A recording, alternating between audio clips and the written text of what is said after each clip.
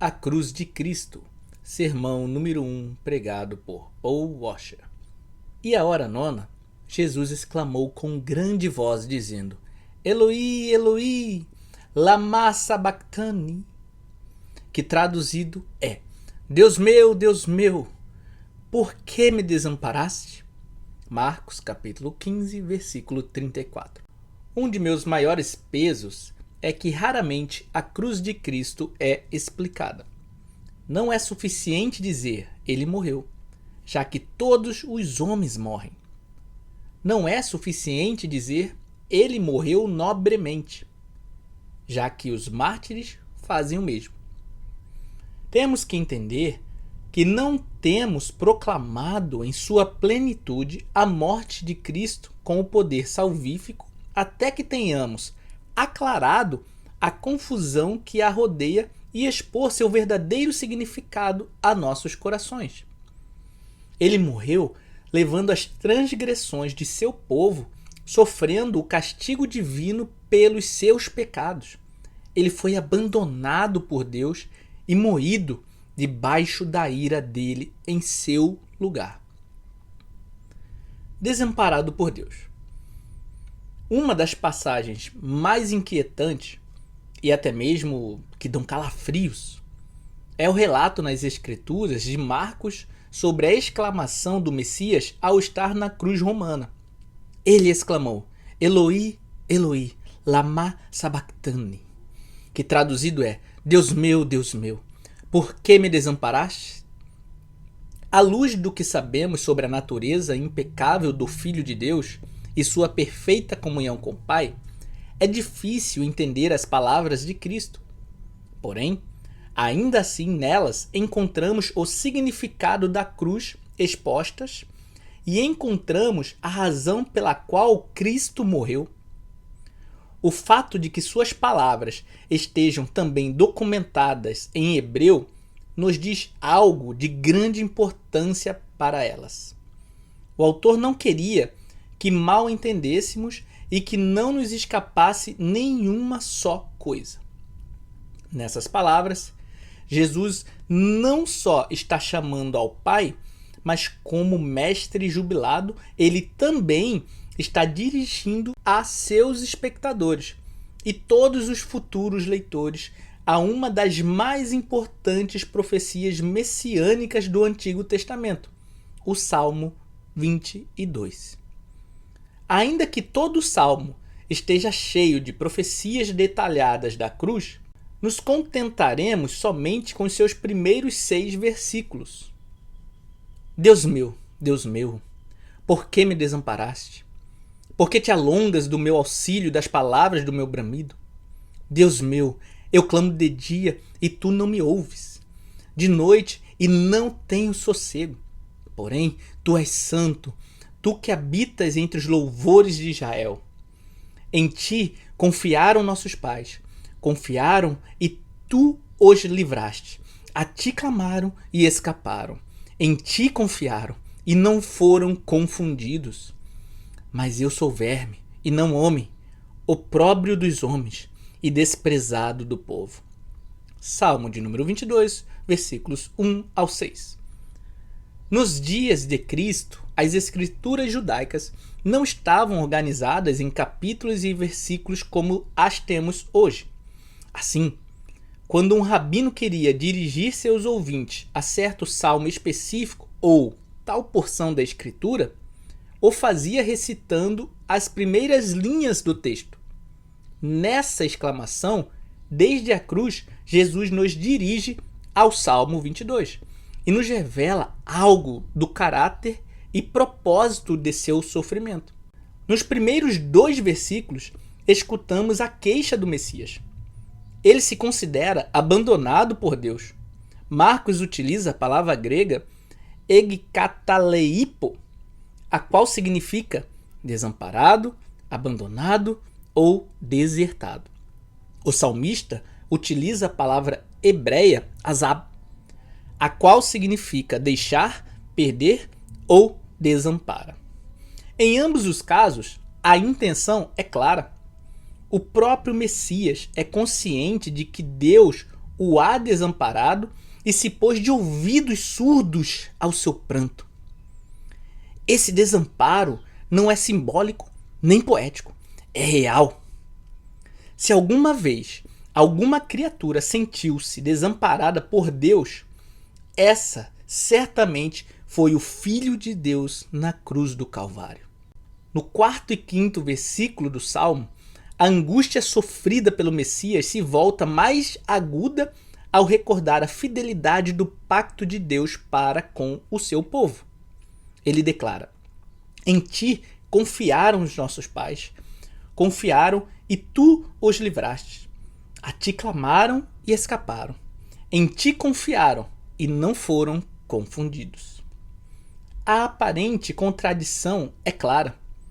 Nunca houve um só momento na história em que o povo pactual de Deus houvesse visto o homem justo clamando a Deus sem ser resgatado.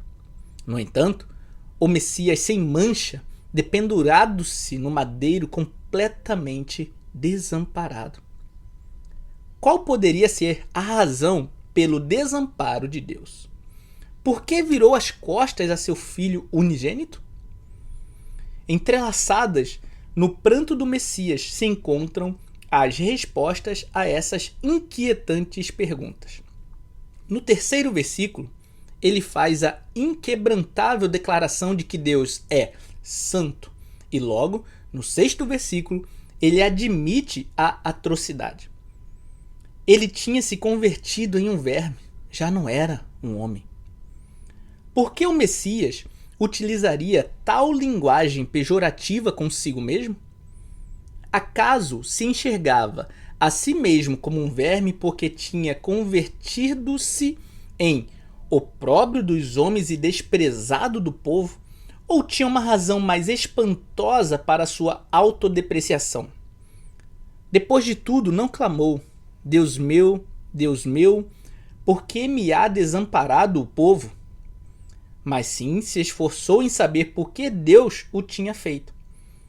A resposta pode ser encontrada em somente uma amarga verdade.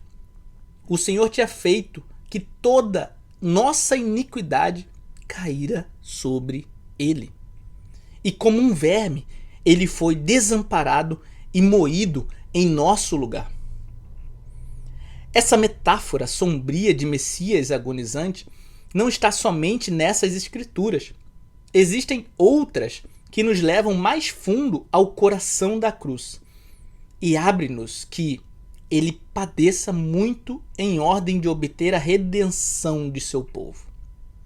Se tememos diante das palavras do salmista, seremos levados a ouvir aos 3 vezes Santo Filho de Deus converter-se na serpente levantada no deserto e depois no cordeiro expiatório que carregava o pecado e que era deixada a ir morrer sozinha no deserto.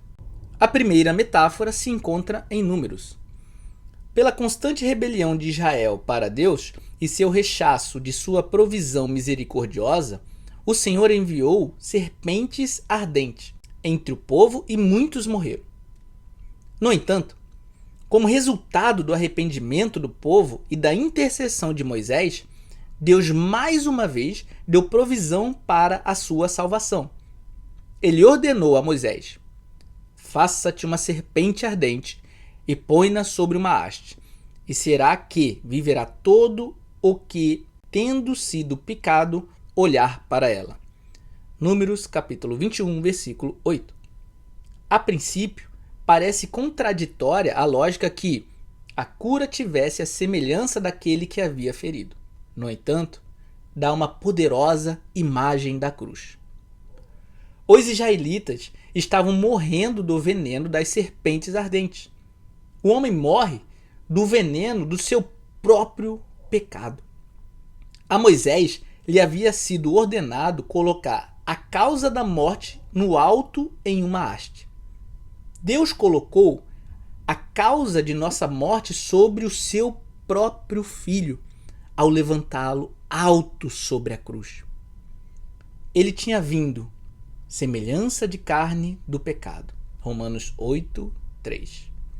E foi feito pecado por nós, 2 Coríntios, capítulo 5, versículo 21.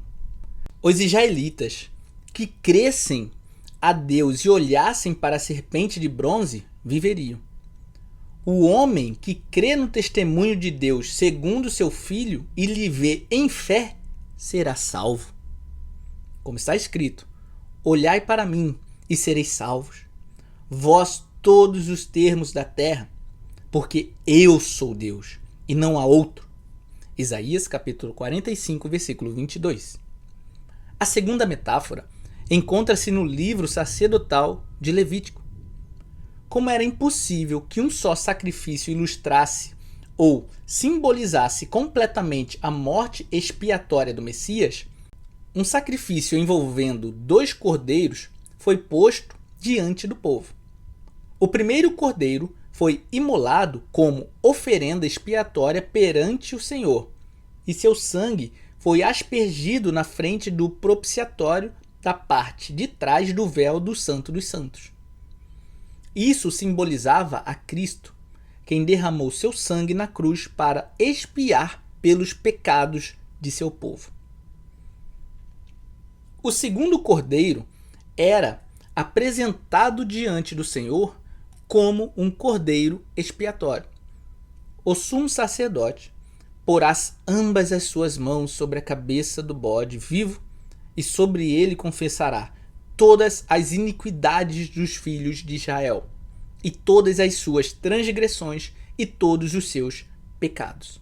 Levítico, capítulo 16, versículo 21. O cordeiro, então, era enviado ao deserto levando a iniquidade do povo a um lugar ermo. Ali vagava sozinho, desamparado de Deus e cortado do meio do povo. Simbolizava a Cristo, quem, levando ele mesmo em seu corpo os nossos pecados sobre o madeiro. 1 Pedro capítulo 2, versículo 24. Sofreu e morreu sozinho, fora do arraial.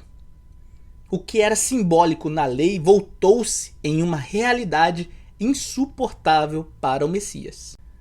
Não é assombroso que um verme, uma serpente venenosa e um cordeiro sejam postos como tipos de Cristo?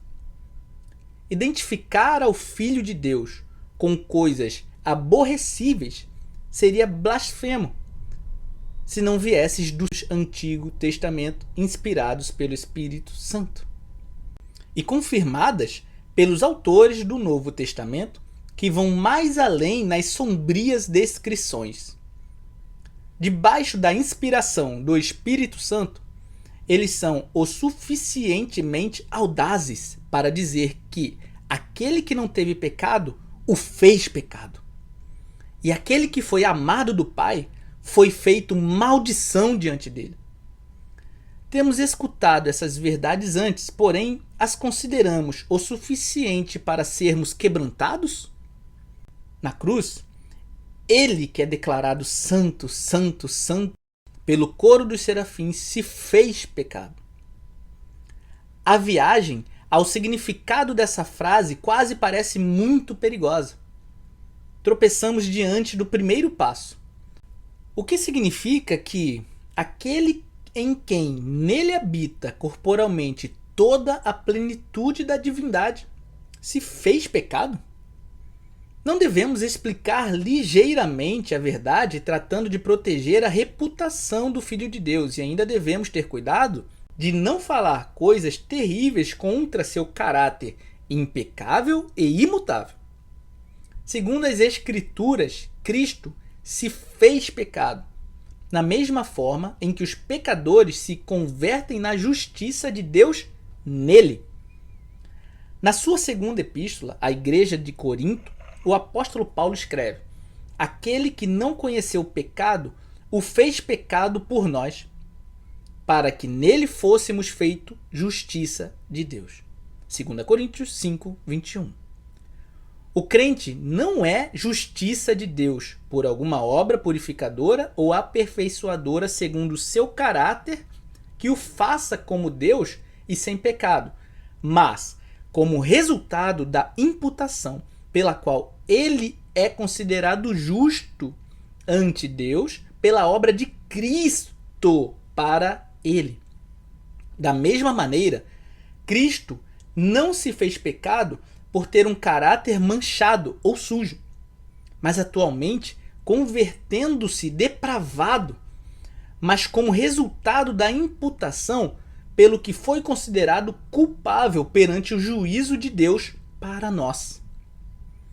Essa verdade não deve causar que pensemos menos da declaração de Paulo que Cristo se fez pecado.